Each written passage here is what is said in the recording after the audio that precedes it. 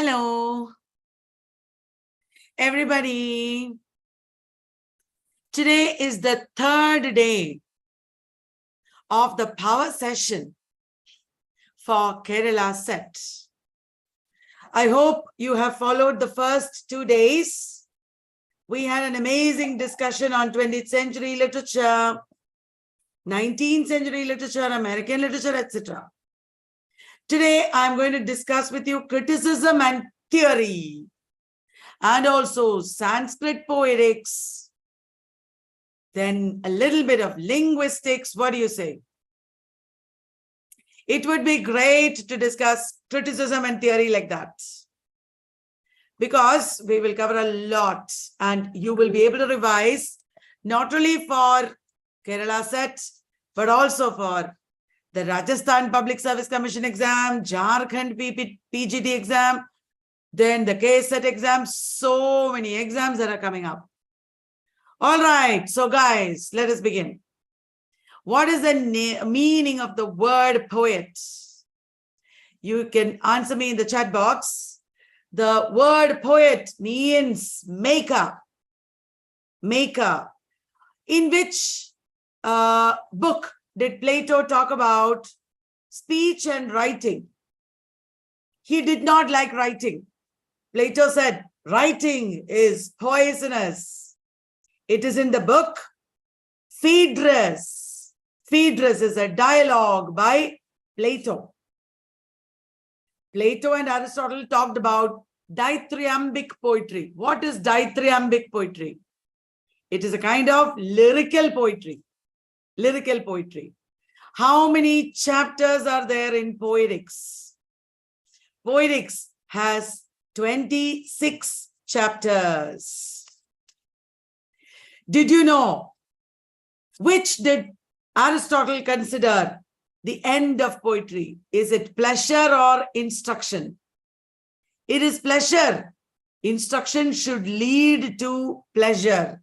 Pleasure and instruction are both equally important in classicism. Right, guys? What is hamartia? Hamartia is error in judgment. Error in judgment. And hamartia, the term, comes from which discipline? Hamartia comes from archery. Archery. Who said the theater is not a hospital? That is a very famous statement. The theater is not a hospital. It is F.L. Lucas. F.L. Lucas. It's about catharsis that F.L. Lucas said this. What is a famous book by F.L. Lucas? About romanticism. F.L. Lucas wrote about romanticism, the decline and fall of the romantic ideal. The decline and fall of the romantic ideal. Which American writer went against Aristotle's conception of tragedy and said the tragic hero should not be a social snob. He should not be a high-born man. He said that the tragic hero should be a common man. Which American playwright said that? It is Arthur Miller. In Death of a Salesman, he created a common man as the tragic hero. Do you remember that? Okay. Which, according to Aristotle, are the two emotions aroused in tragedy? The two emotions aroused in tragedy are pity and fear. Pity and fear. Very good. Now, Aristotle is a scientist. He spoke like a scientist. And he said, complex plot should have two elements. There are very strict, divisions that Aristotle made like that. Complex plot has two elements. What are they? Peripetia or reversal, and anagnorisis or discovery. Peripetia and anagnorisis. What are the 6 elements of tragedy according to Aristotle? What are the 6 elements? They are plot, character, thought, diction, song, and spectacle. plot, character, thought, diction, song, and spectacle. Very good. What does tragedy imitate according to Aristotle? Tragedy imitates men in action. Men in action. The conformity between the time taken by the events of the play and the time taken to represent them on stage. What is it called? It is called unity of time. That means the actual time taken for action in life should be the same as the time taken for its representation on stage. Well, what is the soul of tragedy according to Aristotle? The soul of tragedy is plot or mythos. Mythos. What according to Aristotle is a change from ignorance to knowledge?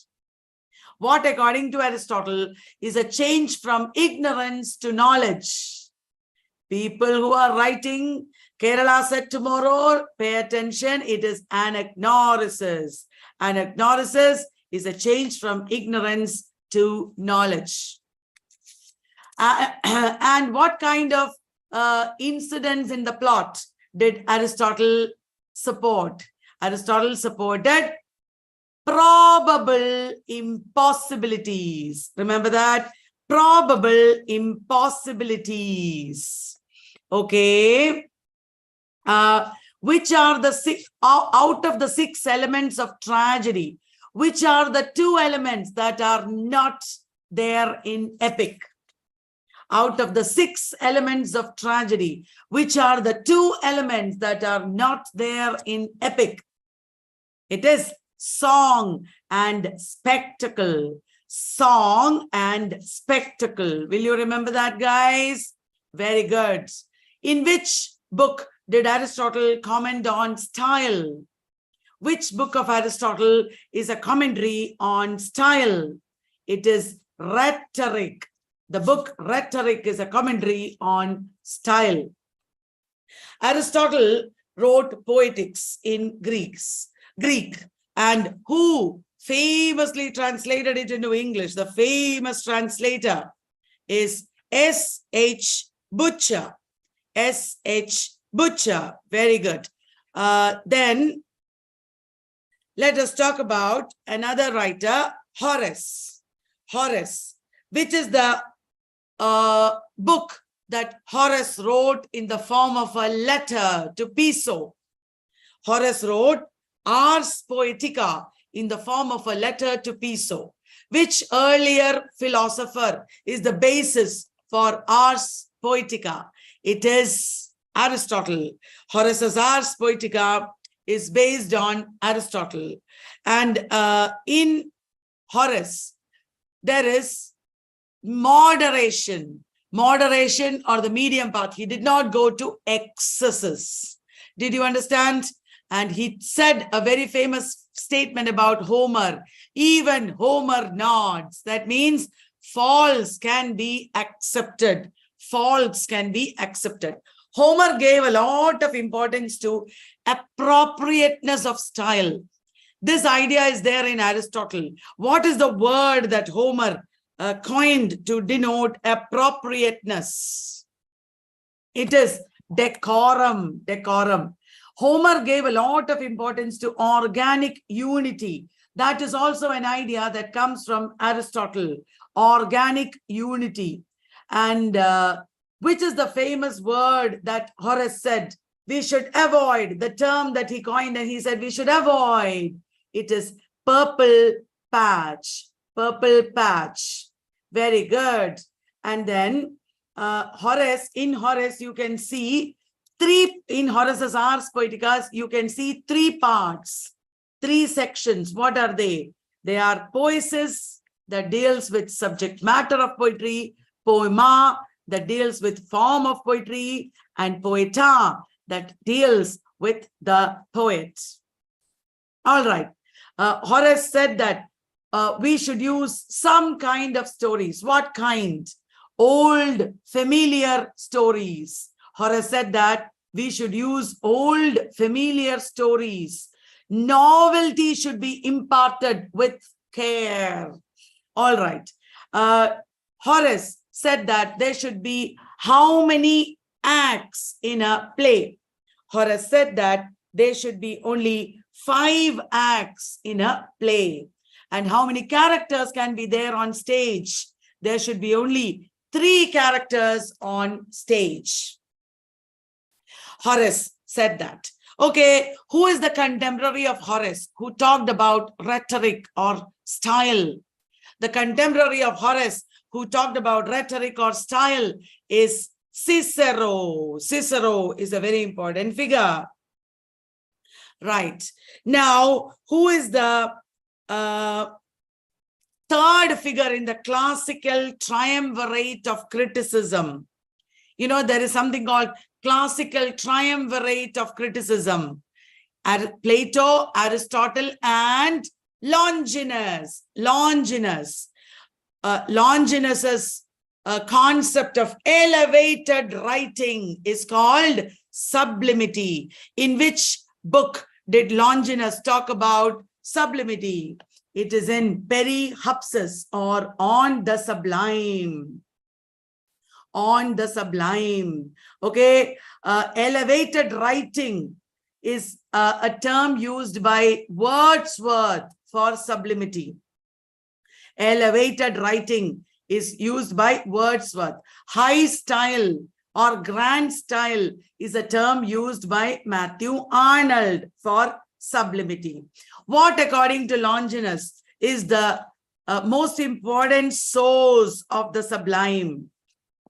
The most important source of the sublime is the capacity for high thought or great thought. You should have great thought and a firm grasp of ideas. That is an innate source. That means you should be born with it. You should have it inside you. Which is the second innate source according to Longinus? The second innate source of sublimity is vehement, inspired emotion, vehement passion or vehement emotion. What are the 3 acquired sources of sublimity? Sublimity has 3 acquired sources. What are they? They are figures of speech or schemata, phrases or diction, and also harmony of composition, harmony or dignity of composition. There are some impediments to sublimity.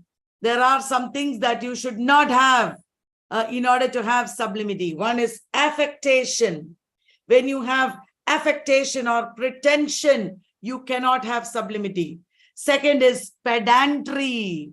That means bookishness. It is not genuine. Then you cannot have sublimity. Third is sentimentality. Sentimentality should be avoided. True vehement emotion should be used.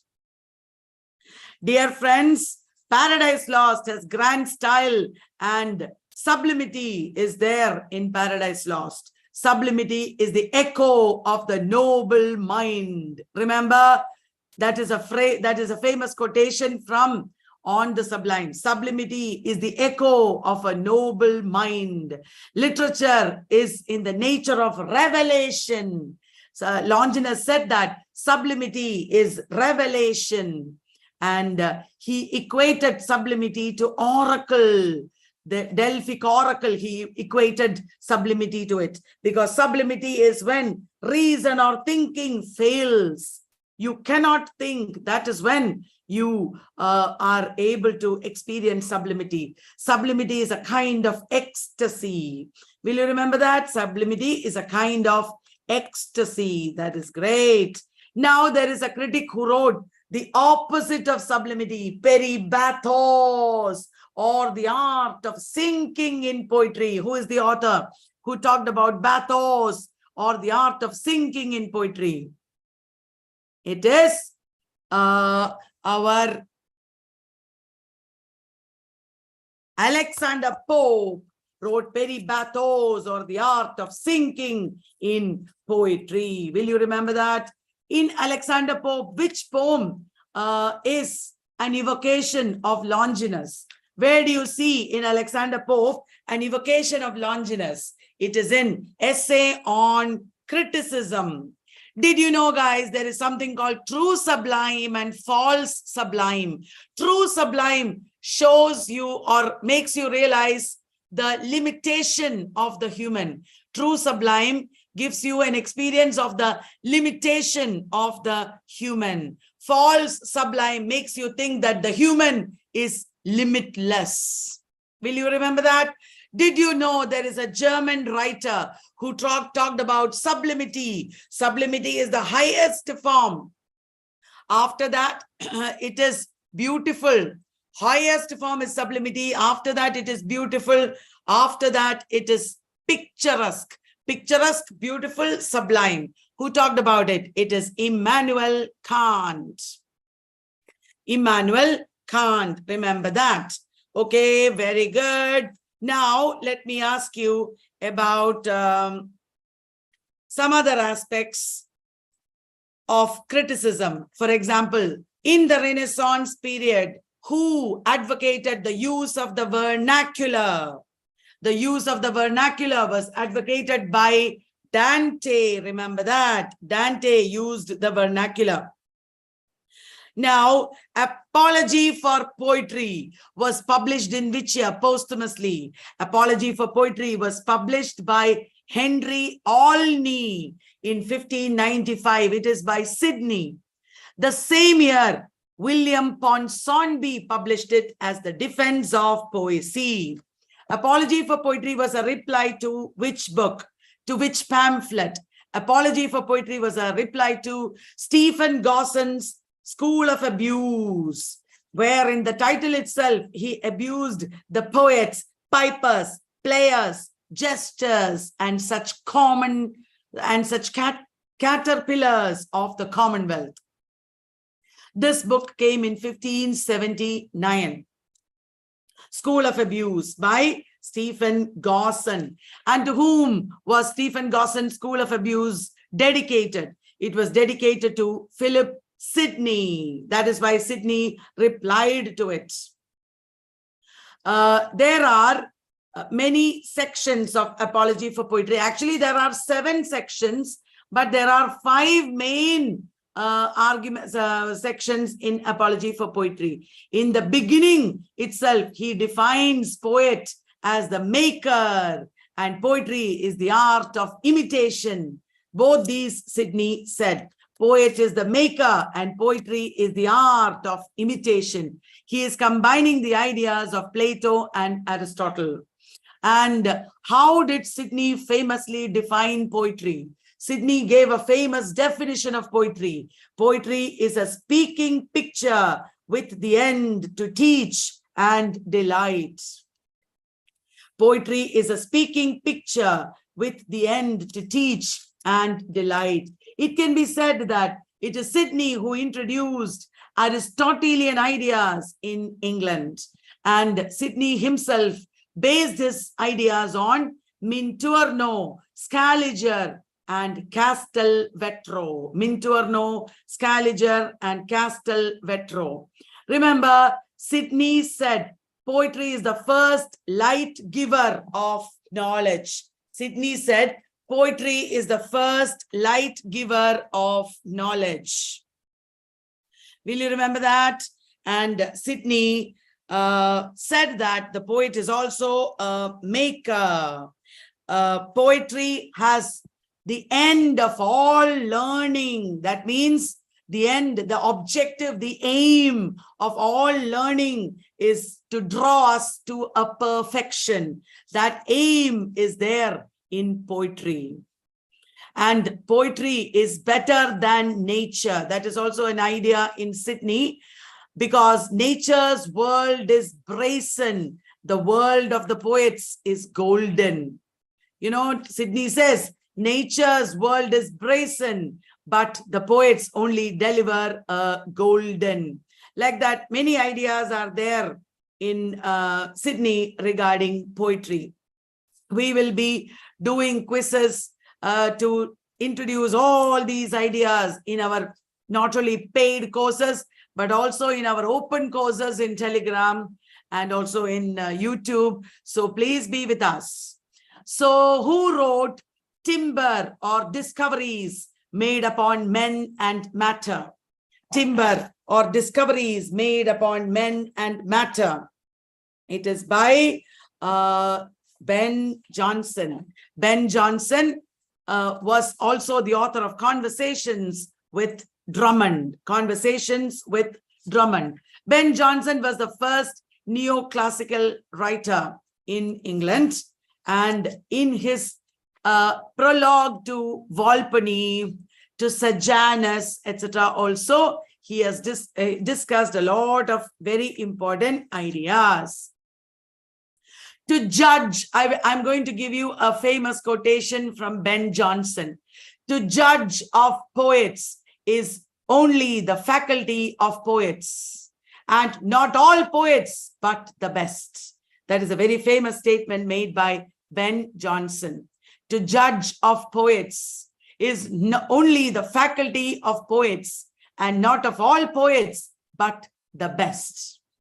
A very famous statement made by Ben Jonson. Ben Jonson said a lot of things about Shakespeare. He said, Shakespeare is not of an age, but of all time. Shakespeare is not of an age, but of all time. And he said, Shakespeare wrote too many words. Would he had blotted out 1,000, he said. He did not like Shakespeare writing too many words. Okay, will you remember that? Now, about whom did T.S. Eliot say that he was positively the first master of English criticism? T.S. Eliot said, somebody is the first master of English criticism. It is about Dryden. And who called Dryden the father of criticism? Who called Dryden the father of criticism? It is Dr. Johnson. Dr. Johnson. Which are the two famous essays of Dryden? Dryden wrote Of Dramatic Poesy and also Preface to the Fables. Of Dramatic Poesy and Preface to the Fables. In Of Dramatic Poesy, which writer supports the ancients? It is Crites, C-R-I-T-E-S, who supports the ancients. Which writer supports the moderns? It is Eugenius, who supports the moderns. Now, which writer supports the French playwrights? It is Lycidius. Which character in Of Dramatic Poesy represents Dryden? It is Neander. Neander supports modern English plays. Dryden and the neoclassical writers were influenced by a book called L'Art Poétique, a French book called L'Art Poétique. Who wrote that book? That book is written by Boileau, B-O-I-L-E-A-U, Boileau, who wrote L'Art Poétique. Boileau also wrote Les Lutrines. Les Lutrines. That is an inspiration for the mock epics of this time. Okay, Dryden wrote an essay on satire. Here, he praised which satirists?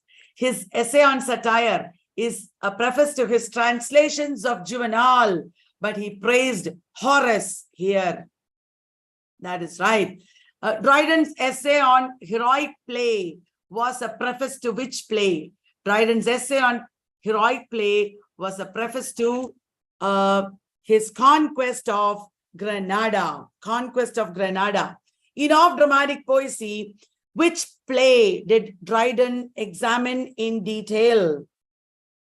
Dryden examined Epicene, or the Silent Woman of Ben Jonson, in detail in Of Dramatic Poesy. Did you know, guys, Dryden was the first historical critic. Dryden was also the first comparative critic. Dryden was a liberal neoclassicist. In which work of Dryden do you find an estimation of Chaucer? Dryden talks about Chaucer in Preface to the Fables, and it is there he says, Here is God's plenty. Here is God's plenty. Preface to the Fables was originally intended, Fables, Ancient and Modern, was originally intended as a small book. He calls it a lodge. He intended it to be a lodge, but then it developed into a house. That is what he says. It is in this preface to the Fables that he compares Homer and Shakespeare, Johnson and Virgil, Ovid and Chaucer. And he says, Shakespeare was the Homer, or the father of our dramatic poets. Johnson was the Virgil, pattern of elaborate writing. And he says, I love Ben Jonson, but I admire Ben Jonson, but I love Shakespeare. That is what he says here. I admire Ben Jonson, but he says he loves Shakespeare. Who is saying that? It is Neander who is saying that.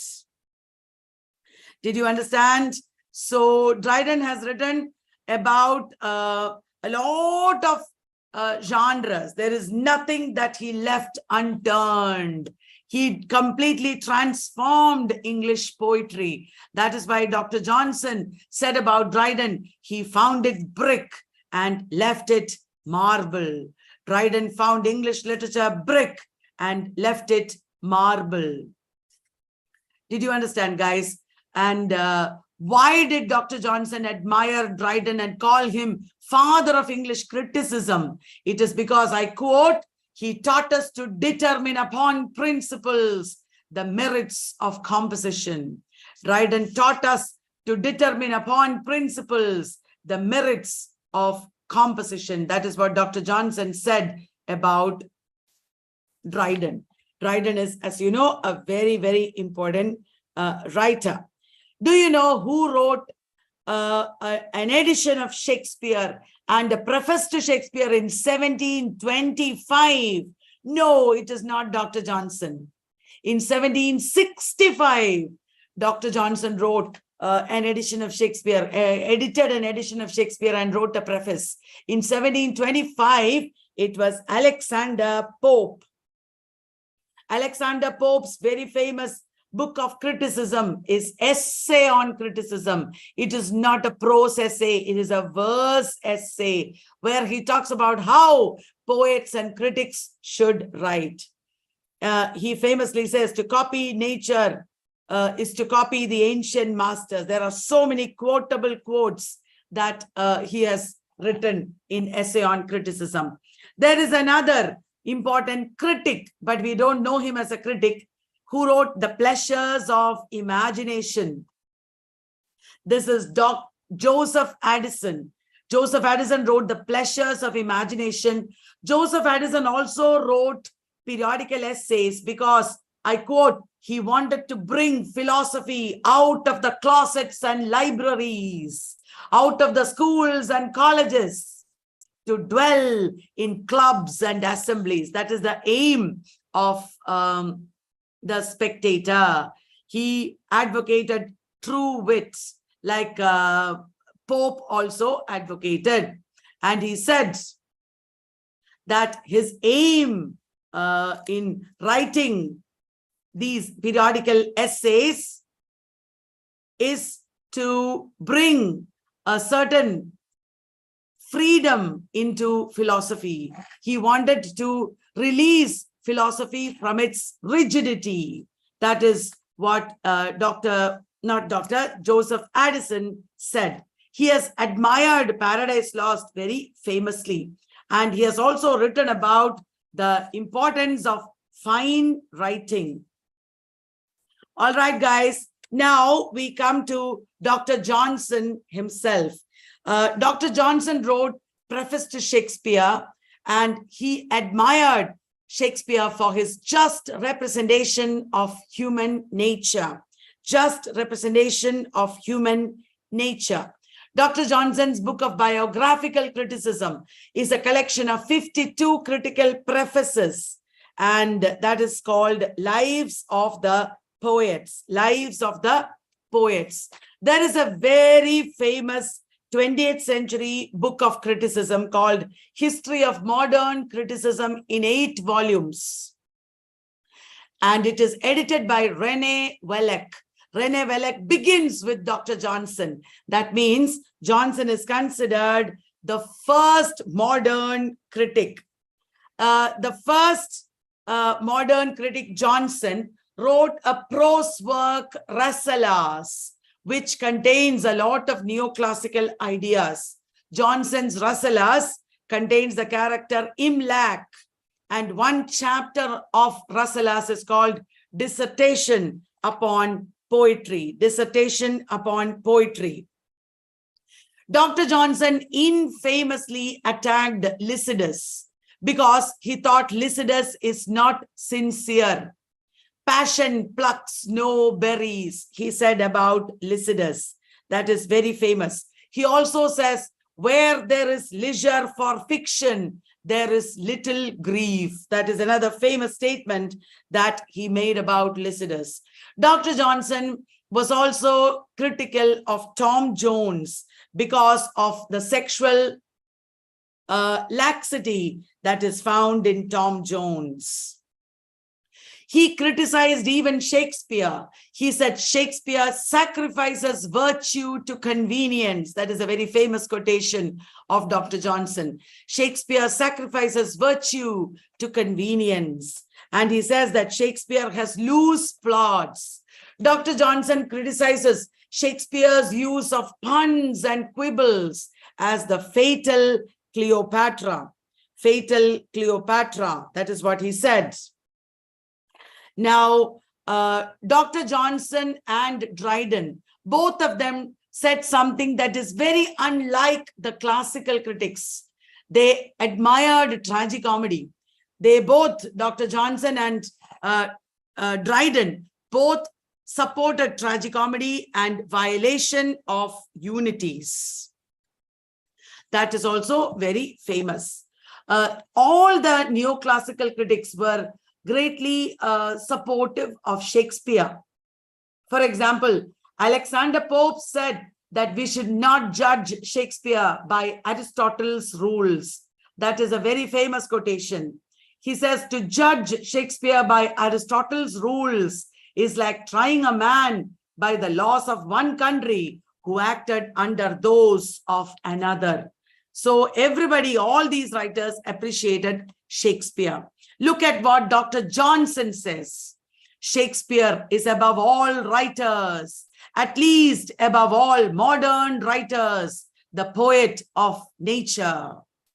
Very famous quotation. Shakespeare is above all writers, at least above all modern writers, the poet of nature, the poet that holds up to his readers a faithful mirror of manners and of life. Another very famous quotation of Dr. Johnson from Preface to Shakespeare. Let me remind you, the end of all writing is to instruct. The end of poetry is to instruct by pleasing. The end of all writing is to instruct. The end of poetry is to instruct by pleasing. Dr. Johnson also famously defined poetry as the art of uniting pleasure with truth by calling imagination to the help of reason. Remember, the art of uniting pleasure with truth by the art of calling imagination to the help of reason. Remember, Dr. Johnson criticized a lot of people, but he admired Addison's style as the model of the middle style. While Pope criticized Addison as Atticus, Dr. Johnson admired Addison's style as the model of the middle style. I hope you enjoyed all this. Now let us come to Romanticism. Wordsworth's Preface to Lyrical Ballads was published in a rudimentary form in 1800, and his complete preface came in 1802. Wordsworth and Coleridge were against the concept of poetic diction. There is the appendix of preface called Poetic Diction, And he famously said, there is essentially no difference between the language of verse and the language of prose. That is very famous. It would be good if you read Preface to Lyrical Ballads, or at least the advertisement to the preface. That is very important. Advertisement to the preface came in 1798. There are lots of little phrases and, quotations that they will be asking from advertisement to the preface. The professed aim of lyrical ballads was to ascertain how far the language of the common people would be suited to purposes of poetic pleasure. All of you know that poetry is the spontaneous overflow of powerful feelings. It takes its origin from emotions recollected in tranquility. That is how he defined poetry. Poetry is the spontaneous overflow of powerful feelings that takes its origin from emotion recollected in tranquility. Words, the Wordsworth talked about stages of poetic composition. The first stage is spontaneous overflow. Later, you have to recollect it. When you recollect it, it is called recrudescence. And then you have to contemplate on it, and then you have to exploit it and write finally. According to Wordsworth, poetry is the breadth and finer spirit of all knowledge.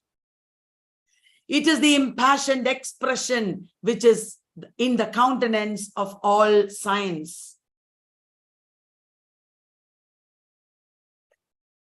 Poetry is the breadth and finer spirit of all knowledge. It is the impassioned expression which is in the countenance of all science. That is a very famous quotation. And he also believed that poetry is superior to science. Remember that. Wordsworth left only a small body of criticism. Coleridge also wrote only Biographia Literaria, lectures on Shakespeare and the other poets, Church and the State, aids to reflection, etc. Coleridge believed in spots of time, visitations of the imagination as spots of time. Wordsworth, I made a mistake. Wordsworth believed in spots of time. Did I say it right? I think I said Coleridge. Wordsworth believed in spots of time or visitations of the imagination. Coleridge talked about one life or the unity of all beings, one life. And also, imagination is the theory developed by Coleridge. Coleridge defined fancy as dealing with fixities and definites. It is the mere drapery of poetry, while imagination is the true soul of poetry. Imagination can be primary imagination, which is not very creative. It is the reflection of the infinite act of creation in our mind. The infinite act of creation of the world is reflected in our mind. That is primary imagination. It is universal and involuntary. Everybody has it. But secondary imagination is the assemblastic power or the shaping power. It dissolves, diffuses, and dissipates in order to recreate. Whatever is going into the mind is coming out in a completely new form. It has the capacity of unifying and building into a new form. That is secondary imagination. He talked about it in chapter 13 of Biographia Literaria. Coleridge gave a lot of importance to the unity of a poem. That is also very important. And he said, Shakespeare is the poet of nature, the poet who holds up to his readers a faithful mirror of manners and of life. That is a very famous statement that Coleridge has made about Shakespeare. And Coleridge got the idea of assemblastic imagination from Immanuel Kant. Also, Coleridge talked about the willing suspension of disbelief. That is also very famous. Coleridge distinguishes between poem and poetry. That is also important. Coleridge criticized Wordsworth. For example, Wordsworth said, poetry should be a selection of the real language of men, that Coleridge criticized. Coleridge said, always poetry should be born out of the power of reflection and education. He believed that a poet is a man of genius. Chapter 15 of Biographia Literaria is where he talks about Shakespeare as a man of genius. And Coleridge wrote a lot of journalistic prose towards the end of his life. At that time, he was called the Sage of Highgate. The Victorian period is the Victorian period of Victorian dilemma. And it was G.K. Chesterton who wrote about Victorian compromise. Matthew Arnold was a very important writer of this time. He believed in high culture. He believed that literary criticism should move into socio-ethnic criticism. He believed that the function of literary criticism is to propagate the best that is known and thought in the world. He was against the bourgeois Philistines who would corrupt poetry. Matthew Arnold's first book of criticism was Prefaced Poems 1853, where he criticized his own poem, Empedocles on Etna. Matthew Arnold has also written on translating Homer and another book called The Study of Celtic Literature. Matthew Arnold talked about contemporary poets in the book The Study of Poetry. That is another very important essay by Matthew Arnold. He also wrote The Function of Criticism at the Present Time. In Culture and Anarchy, Matthew Arnold famously defined culture as the study of perfection. Arnold came after Shelley and John Keats. They were all critics who influenced writers of this time. Shelley, for example, had talked about poets as the unacknowledged legislators of the world. But Matthew Arnold did not appreciate Shelley very much. He said, Shelley is an ineffectual angel who is beating his luminous wings in vain in the void. That is what he said about Shelley. Matthew Arnold believed that poetry should be a criticism of life, and poetry should have the application of the noble and profound. Poetry is the noble and profound application of ideas to life. He believed that great poetry should have high truth and high seriousness. Even though he admired Chaucer as a classic, he said that Chaucer does not have high truth and high seriousness. All of you know that Matthew Arnold famously laid the foundations of comparative criticism with his touchstone method. Homer, Dante, Milton, Shakespeare, these are the touchstones against whom we should judge the contemporary poets. We should understand the relative merit of contemporary poets by comparing them with excerpts from Homer, Dante, Milton, and Shakespeare. Matthew Arnold warned against the fallacies of reading. You should be wary of, you should avoid the personal fallacy and the historical fallacy. Historical fallacy means we will appreciate some poets just because they are ancient poets. That is wrong. Personal fallacy means we will appreciate some contemporary poets just because they belong to our time. That is also to be avoided. I hope you are enjoying this session. Please remember to like the video if you are benefiting from this session. Matthew Arnold believed in art for life's sake. Art should teach us good things of life. That is what he meant. Against this came art for art's sake. Art for art's sake is the most important principle of the aesthetic movement of Walter Pater and Oscar Wilde. Walter Pater wrote very important critical essays, such as critical works, such as the Studies in the History of Renaissance. Plato and Platonism, essay on style, and postscript. Walter Pater is one of the major Victorian critics. Another Victorian critic, Thomas De Quincey, wrote an essay distinguishing literature of knowledge and the literature of power. Literature of knowledge and the literature of power. Another Victorian critic, William Hazlitt, talked a lot about poetry, and this inspired the poet John Keats. John Keats developed the idea of negative capability and egotistical sublime from Hazlitt's criticism. Negative capability is the capacity of a poet to be in uncertainties, mysteries, and doubts without an irritable reaching after facts and reason. Now, there are other Victorian critics at this time. For example, John Ruskin.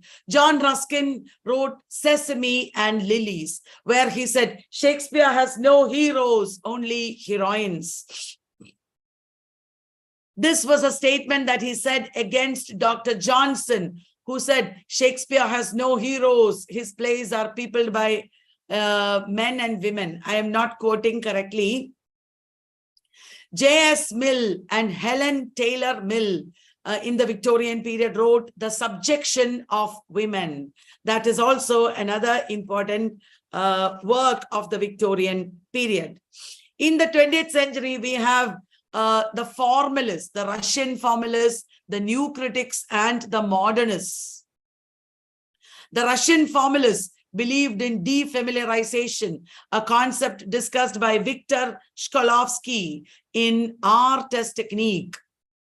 And they also believed in literariness, or literature should be language made strange. Ostranony, literature nost, all these are ideas of the Russian formalists. They also believed in foregrounding. The Russian formalists also talked about texts like Tristram Shandy. They admired Tristram Shandy because Tristram Shandy has a lot of defamiliarization techniques. It was Coleridge who talked about Tom Jones as one of the greatest plots in English literature. Tom Jones, The Alchemist, and Oedipus, according to them, are the greatest plots in English literature. Now, the new critics are two groups. There are the practical critics of Cambridge, I.A. Richards, William Emerson, and F.R. Lewis. There are also the American new critics. All the new critics believed in the autonomous value or the autotelic nature of the text. All of them also practiced close reading, especially I.A. Richards in practical criticism talked about close reading. F.R. Lewis practiced close reading in the journal Scrutiny. The new critics gave importance to poetic devices. For example, William Emerson talked about the device of ambiguity. Cleon Brooks talked about irony and paradox. I.A. Richards, before I move on to the American new critics, I.A. Richards talked about 4 kinds of meaning. All of them analyzed language. Roman Jakobson, for example, talked about metaphor and metonymy as the 2 poles of language. I.A. Richards talked about 2 uses of language, the scientific use and the poetic use, and also talked about 4 kinds of meaning. F.R. Lewis talked about the great tradition. He regards Jane Austen, George Eliot, Henry James, and Joseph Conrad as the great, as the masters of English tradition. Cleon Brooks talked also about heresy of paraphrase. A poem should be very complex and should not be paraphrased. That is the meaning. William K. Wimsatt and Monroe C. Beardsley talked about intentional fallacy and affective fallacy. Intentional fallacy means you should not read a poem based on the intentions of the author. You should not read a poem based on how it affects the reader. It was J. Hillis Miller who talked about critic as host. This essay that he wrote was a reply to M.H. Abrams' Deconstructive Angel. J. Hillis Miller, Paul D. Mann, Harold Bloom, Jeffrey Hartman, they were all part of Yale School of Criticism or Deconstruction, Yale School of Deconstruction. There is a group of critics called Chicago School of Critics or Neo-Aristotelians. They involve R.S. Crane, Elder Olson, Richard McKeown, Wayne C. Booth. Wayne C. Booth wrote Rhetoric of Fiction and Critics and Criticism, Ancient and Modern. That was a famous book of the Chicago critics or the Neo-Aristotelians. Wayne C. Booth coined the term implied author. Implied author is a concept or a term coined by Wayne C. Booth. There are a lot of Shakespearean critics. There are also genre critics, etc. I will just mention a few of them. When you talk about the genre, the most important genre is the novel. Henry James wrote Art of Fiction. Percy Lubbock wrote Craft of Fiction. And then there is Ian Watts, who wrote The Rise of the Novel. They're all very important figures in genre criticism. You should remember that. When we talk about 20th century and new criticism, there is one man I cannot fail to mention.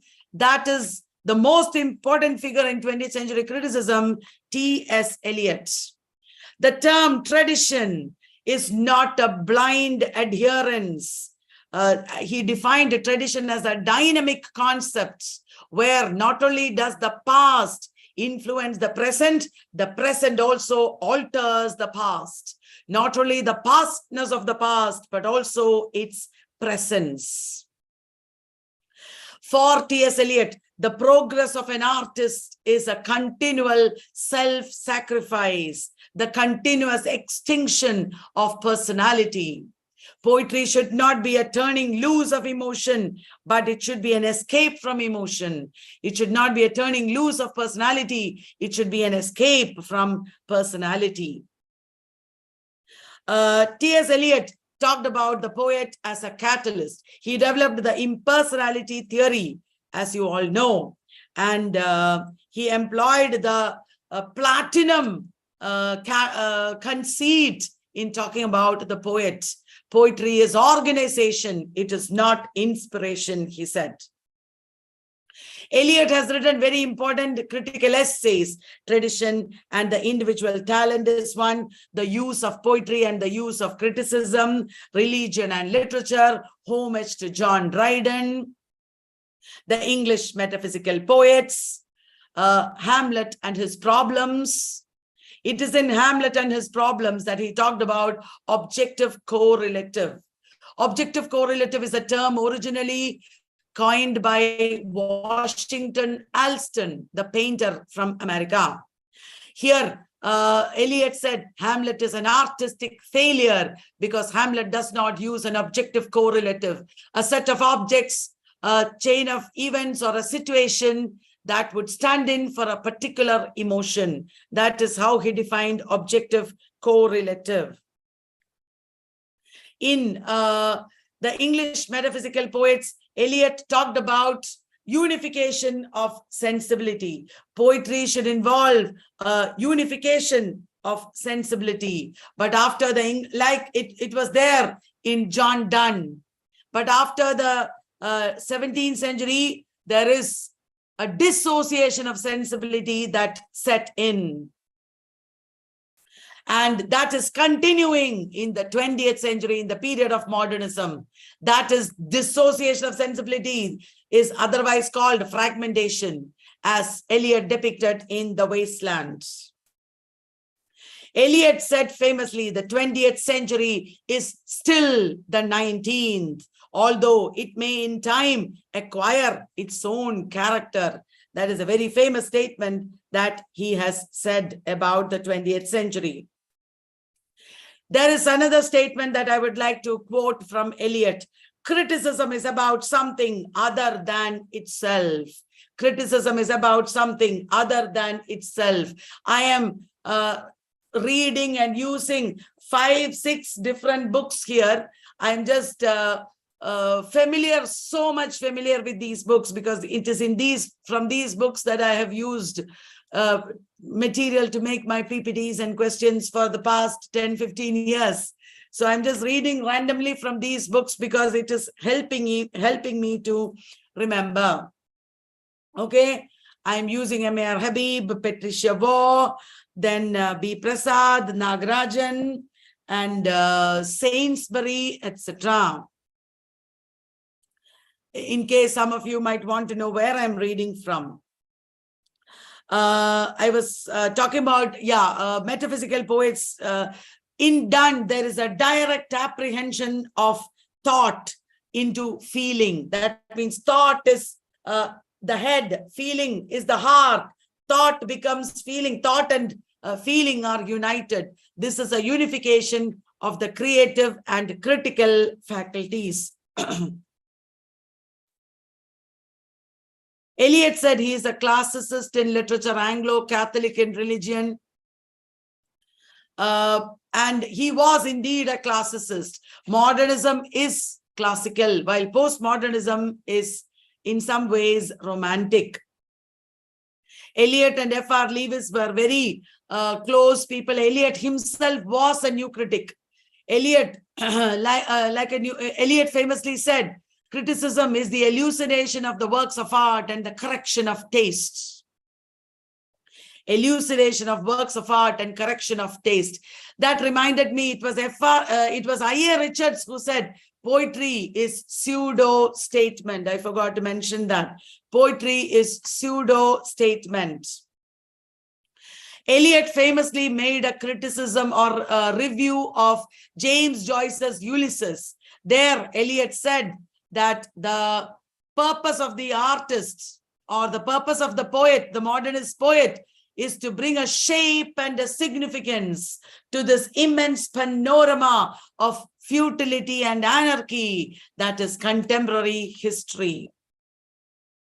He said the purpose of the artist is to bring a shape and a significance to this immense panorama of futility and anarchy that is contemporary history. Actually, today I was going to give you an overview of criticism and theory, but I ended up talking only about criticism because it was so much. 1 hour is over, and I did not mention the Shakespearean critics because I just forgot. I just went on quickly. It was Wilson Knight who wrote The Wheel of Fire. A.C. Bradley, as you know, wrote Shakespearean tragedy. L.C. Knights wrote How Many Children Had Lady Macbeth? Dover Wilson wrote What Happens in Hamlet? Caroline Spurgeon wrote Shakespeare's Imagery. Then Ernest Jones wrote Oedipus and Hamlet.